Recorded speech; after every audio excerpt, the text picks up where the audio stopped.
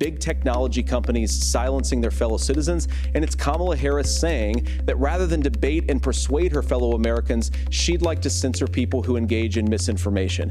I think that is a much bigger threat to democracy than anything that we've seen in this country in the last 4 years, in the last 40 years.